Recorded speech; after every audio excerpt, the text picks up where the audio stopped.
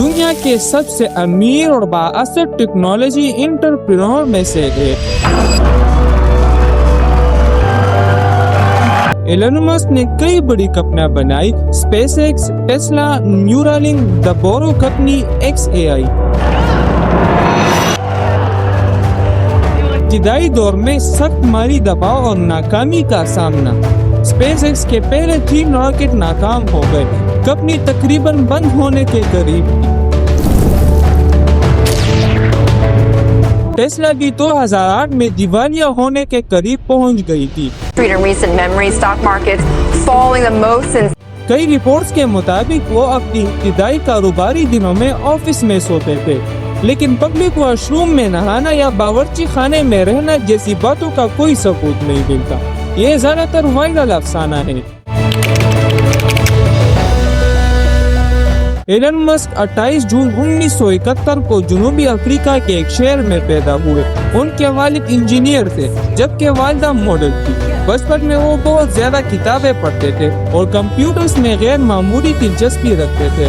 صرف 12 سال کی عمر میں انہوں نے بلاسٹر نامی ایک سادہ کمپیوٹر گیم بنائی اور اس کا کوڈ تقریباً $500 میں فروخت کیا۔ اسکول کے دوران انہیں اکثر بولنگ کا سامنا کرنا پڑا، لیکن انہوں نے اپنی توجہ تعلیم، سائنس اور ٹیکنالوجی پر رکھی۔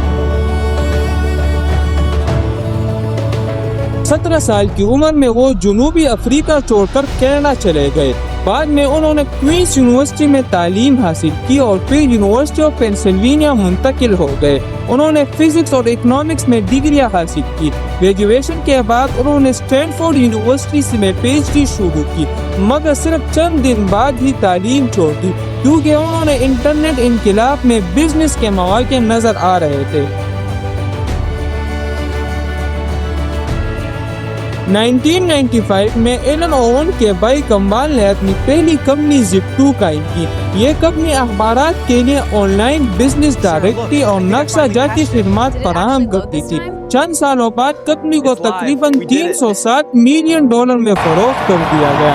اسی فروخت سے ایلن مسک کروڑپتی بن گئے اور ان کے پاس مزید بڑے خواب پورے کرنے کے لیے سرمایہ آ گیا۔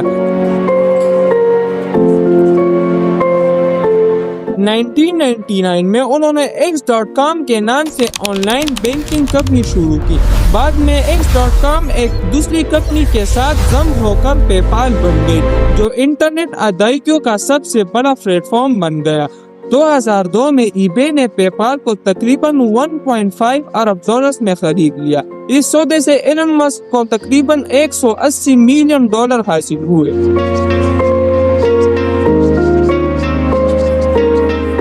2002 میں ایلن مسک نے اسپیس ایکس قائم کی۔ ان کا مقصد خلائی سفر کی لاگت کم کرنا، انسانوں کو مریخ تک پہنچانا، مستقبل میں مریخ پر انسانی کالونی بنانا۔ ابتدائی دنوں میں اسپیس ایکس نے اپنی پہلی راکٹ لانچ کی اور لانچ ہوتے ہی پہلی راکٹ ناکام ہو کر گر گئی۔ اسی طرح دوسری اور تیسری راکٹ بھی ناکام ہو گئی، مگر 2008 میں چوتھا راکٹ کامیاب ہو گیا اور ناسا نے اسپیس ایکس کو بڑا معاہدہ دے کر جس سے کمپنی بچ گئی۔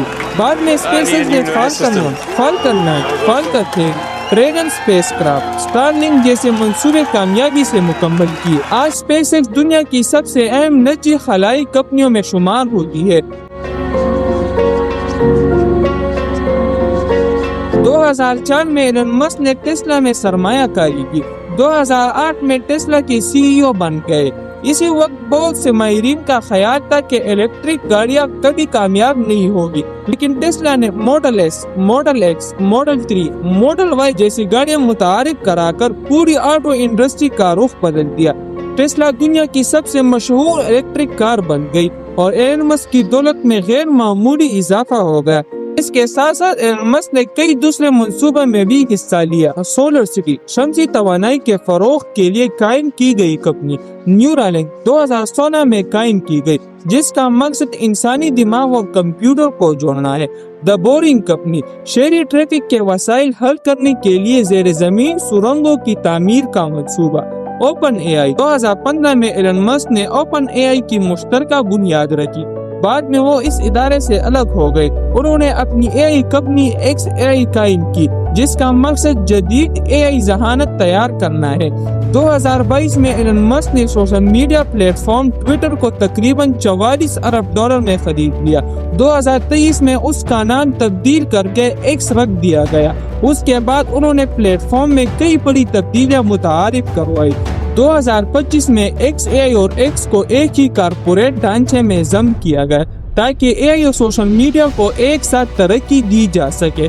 ٹیسلا اور اسپیس ایکس کی شاندار ترقی کے بعد ایلن مسک دنیا کے امیر ترین افراد میں شامل ہو گئے۔ 2022 کے بعد ان کی دولت میں غیر معمولی اضافہ ہوا اور کئی موقع پر وہ دنیا کے سب سے امیر شخص رہے۔ ان کی دولت کا بڑا حصہ ٹیسلا اور اسپیس ایکس کی وجہ سے ہے۔